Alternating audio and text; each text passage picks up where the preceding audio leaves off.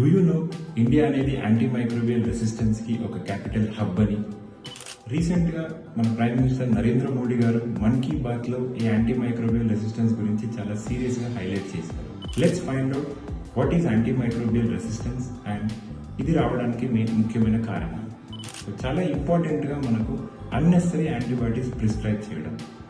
For example viral fevers, దగ్గు జలుబు రావడం లేదా కడుపు నొప్పి వామిటింగ్స్ అయినప్పుడు అన్నెసరీగా యాంటీబయాటిక్స్ ఈ వైరల్ ఇన్ఫెక్షన్స్లో ప్రిస్క్రైబ్ చేయడం.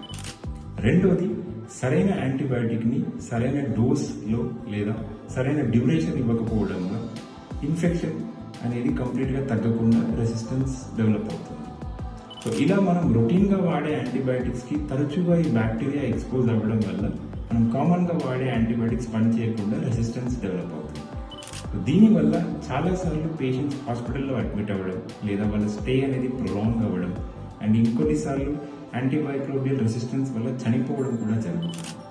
So use your antibiotics very wisely, ఎందుకంటే యాంటీబయాటిక్స్ అనేది చాలా పవర్ఫుల్. మీరు ముఖ్యంగా ఇండికేషన్ ఉంటే మాత్రమే సరైన యాంటీబయాటిక్ని తీసుకోండి. Thank you.